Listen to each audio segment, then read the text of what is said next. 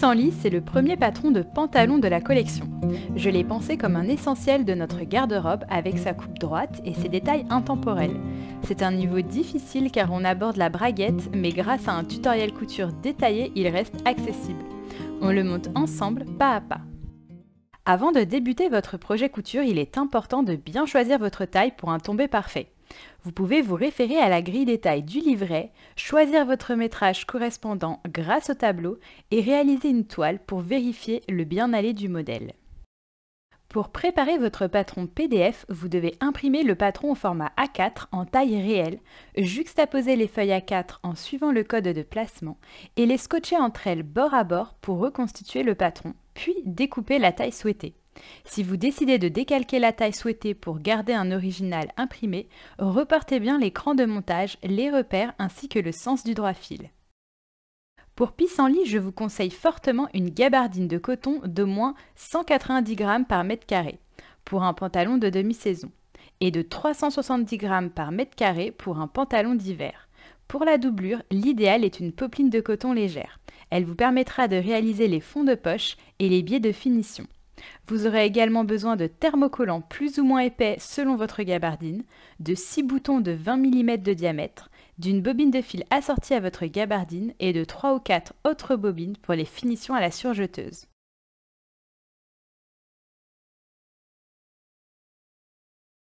Le plan de coupe est inscrit dans le livret. Pliez votre tissu dans la largeur et placez vos pièces dans le sens du droit fil, épinglez et découpez. Une petite astuce pour démarrer, pensez à annoter vos pièces pour ne pas vous y perdre, avec un petit bout de papier épinglé par exemple. Dernière étape avant de commencer, thermocollez l'envers des pièces mentionnées dans le livret d'instructions et réalisez les surjets indiqués. Tout d'abord, nous allons fermer les pinces des jambes dos et devant. Pliez les jambes en deux, endroit contre endroit, en superposant l'écran jusqu'au niveau du repère de la pointe de pince et épinglez. Piquez depuis l'écran jusqu'au repère de la pointe de pince en ligne droite en faisant 3 points d'arrêt au début et à la fin de chaque couture. Et repassez les pinces vers les côtés. À présent, nous allons former les poches passepoilées. Dans un premier temps, sur l'endroit des jambes dos, tracez la ligne de poche du patron et sur l'envers, thermocollez la zone de la poche. Pliez les passepoils en deux, envers contre envers, au fer à repasser. Placez un premier passepoil au-dessous de la ligne de poche, sur l'endroit des jambes et par-dessus, placez une poche.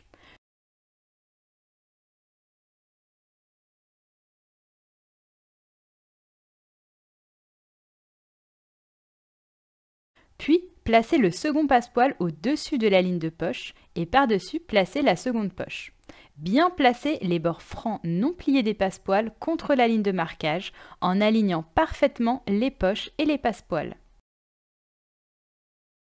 Piquez à 7 mm de chaque côté de la ligne de poche en démarrant et en s'arrêtant à 1 cm des poches. Pour une poche bien carrée, les points de démarrage et d'arrêt doivent être bien alignés.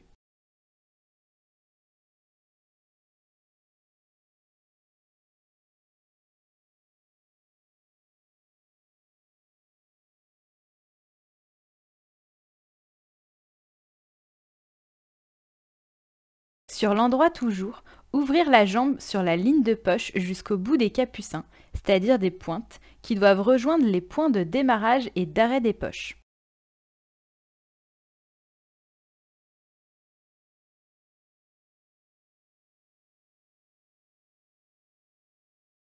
Passez les poches à l'intérieur de l'ouverture, vers l'envers des jambes.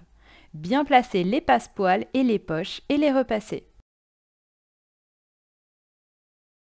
Vérifiez que le marquage de la boutonnière et du bouton sont bien centrés par rapport à la poche. Et sur l'endroit de la jambe, réalisez une boutonnière de 22 mm en prenant la première couche de poche uniquement. Et sur la seconde poche, fixez un bouton de 20 mm.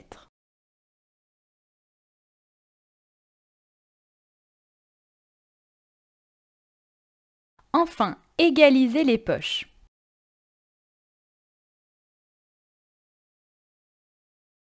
Puis, pliez les côtés des jambes pour accéder au capucin, les fameuses pointes. Piquez tout le tour des poches, sauf le haut, à 1 cm du bord en prenant bien les capucins et en faisant 3 points d'arrêt au début et à la fin de chaque couture.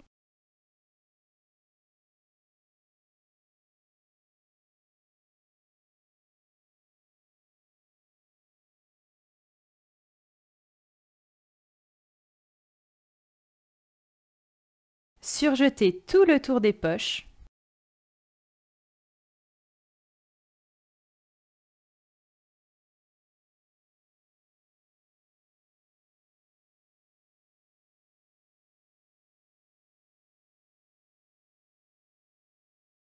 Et repassez en vérifiant que la poche est bien fonctionnelle et propre. Maintenant, nous allons réaliser les poches plaquées. Placez l'endroit des rabats contre l'envers des poches et épinglez le haut. Piquez à 1 cm du bord en faisant 3 points d'arrêt au début et à la fin de la couture. Et repassez la couture ouverte, puis pliez en rabattant le rabat sur l'endroit. Enfin, repassez l'autre bord du rabat de 1 cm vers l'intérieur. Et sur l'endroit, fixez le rabat à la poche en piquant à 2 mm du bord du rabat, en faisant 3 points d'arrêt au début et à la fin de la couture.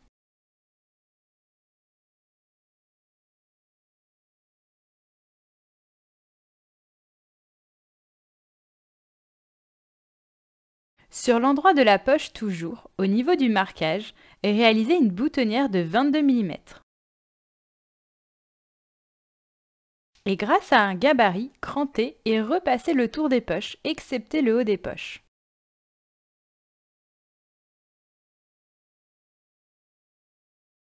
Sur l'endroit des jambes devant, au niveau des repères, fixez les boutons de 20 mm.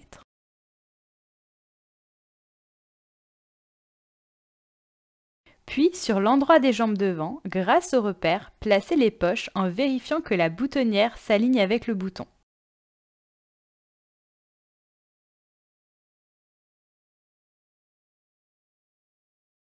Piquez tout le tour des poches, sauf le haut, à 2 mm du bord et surpiquez à 7 mm du bord en faisant 3 points d'arrêt au début et à la fin de chaque couture.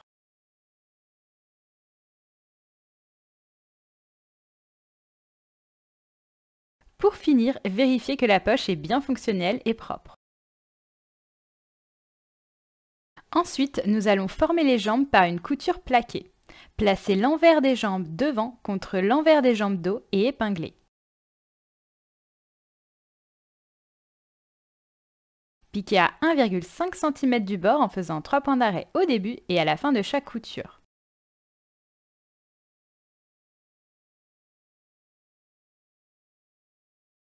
Et repassez les coutures ouvertes.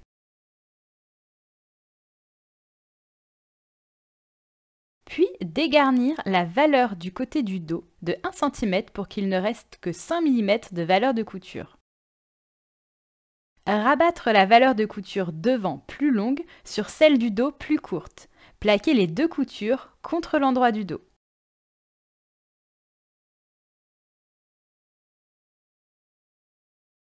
Et sur l'endroit toujours, piquez à 2 mm du bord de la couture plaquée en faisant 3 points d'arrêt au début et à la fin de chaque couture.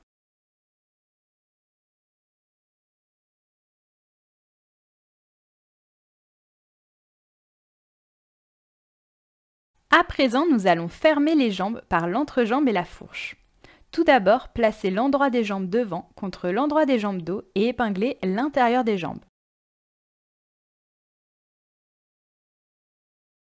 Piquez à 1 cm du bord en faisant 3 points d'arrêt au début et à la fin de chaque couture.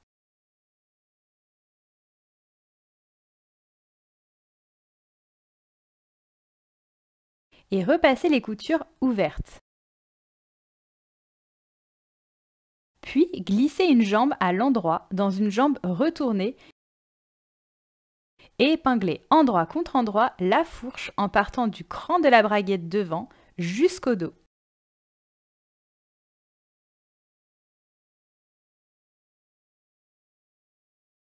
Piquez à 1 cm du bord en faisant 3 points d'arrêt au début et à la fin de la couture.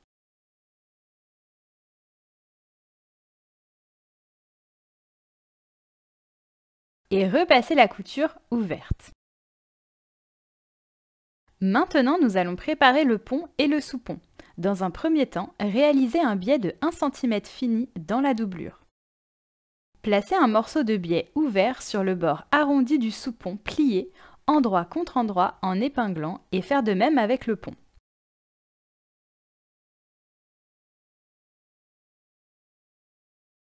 Piquez à 1 cm du bord en faisant 3 points d'arrêt au début et à la fin de chaque couture.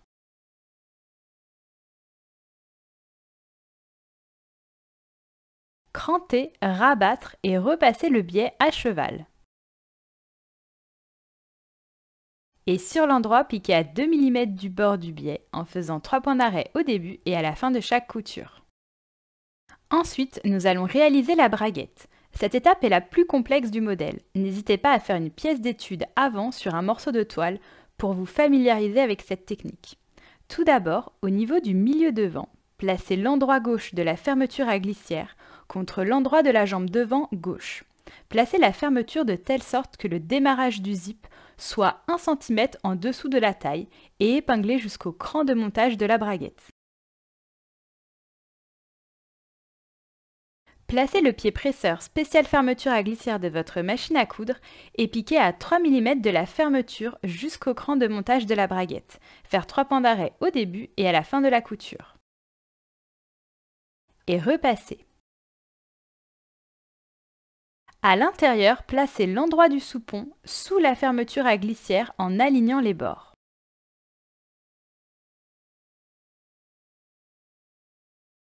Et sur l'endroit, piquez à 2 mm du bord du zip jusqu'au cran de montage de la braguette en prenant bien les 3 épaisseurs de la jambe, du sous-pont et de la fermeture à glissière. Faire 3 points d'arrêt au début et à la fin de la couture.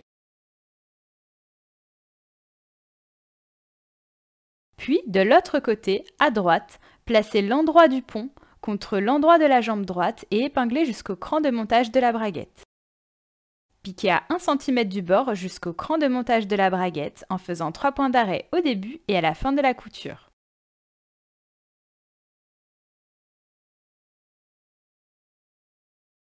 Repassez la couture ouverte et pliez la couture pour rabattre le sous-pont vers l'intérieur. On se retrouve donc avec le sous-pont à gauche et le pont à droite. Place à l'étape qui demande le plus de dextérité pour avoir une belle braguette. Dans un premier temps, fermez la fermeture à glissière et placez bien le devant droit de telle sorte qu'il couvre la fermeture.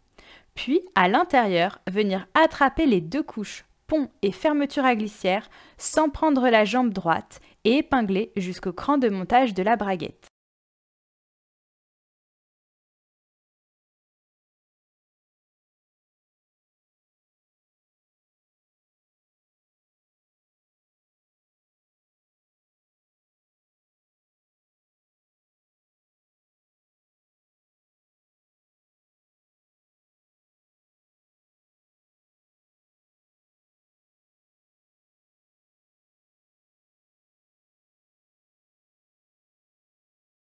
Une fois bien épinglé, rouvrir la braguette et piquer à 2 mm du bord du zip jusqu'au cran de montage de la braguette en faisant 3 points d'arrêt au début et à la fin de la couture. Enfin, refermer la fermeture à glissière et bien rabattre le pont sous la jambe devant droite.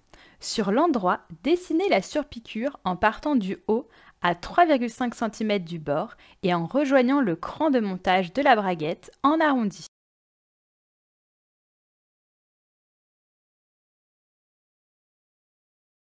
Enfin, réalisez la surpiqûre sur l'endroit de la jambe devant droite en prenant bien le pont en dessous et en faisant 3 points d'arrêt au début et à la fin de la couture.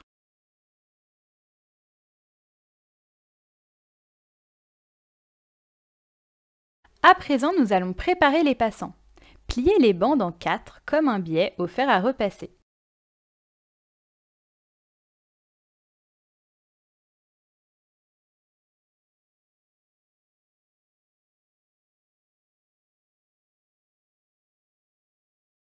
Piquez à 2 mm du bord en faisant 3 points d'arrêt au début et à la fin de chaque couture.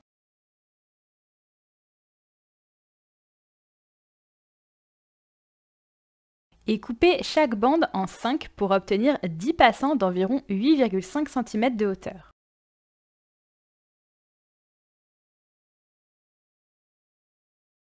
Ensuite, il ne reste plus que la ceinture à assembler. Dans un premier temps, vérifiez que vous avez bien une ceinture devant droite plus courte que la ceinture devant gauche, comme indiqué sur le patron. Placez alors l'endroit des ceintures devant thermocollées contre l'endroit de la ceinture dos thermocollée et épinglez les côtés. Piquez à 1 cm du bord en faisant 3 points d'arrêt au début et à la fin de chaque couture. Et repassez les coutures ouvertes. Et réalisez ces opérations avec les ceintures non thermocollées également, et comme pour le pont et le sous-pont, posez un biais de finition sur le grand côté de la ceinture non thermocollée. Sur l'endroit de la ceinture thermocollée, placez les passants par duo. Un duo au milieu dos, 2 duos de part et d'autre des coutures côté et 2 duos de part et d'autre des crans de montage devant. Puis, par-dessus, placez l'endroit de la ceinture non thermocollée contre les passants.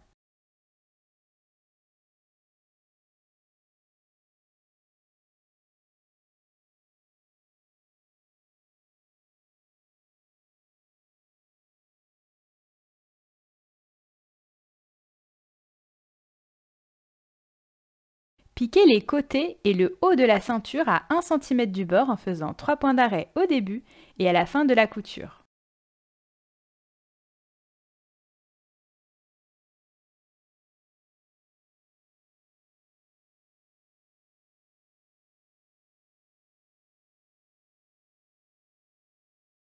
Dégarnir les angles, retourner et repasser la ceinture en plaçant les passants sur l'endroit de la ceinture thermocollée. Bâtir les passants en bas de la ceinture thermocollée en piquant à 5 mm du bord. Les passants sont légèrement plus hauts que la ceinture et vont légèrement se décoller, c'est normal. Ensuite, au niveau de la taille, placez l'endroit de la ceinture thermocollée contre l'endroit des jambes et épinglez tout le tour de la taille. Piquez à 1 cm du bord en faisant 3 points d'arrêt au début et à la fin de la couture.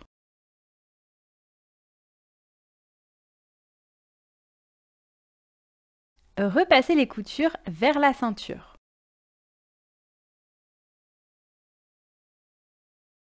Rabattre la ceinture non thermocollée vers l'intérieur en épinglant, le biais vient alors cacher les valeurs de couture.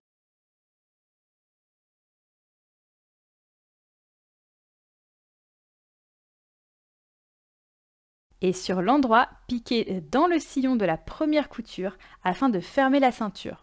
Faire 3 points d'arrêt au début et à la fin de la couture.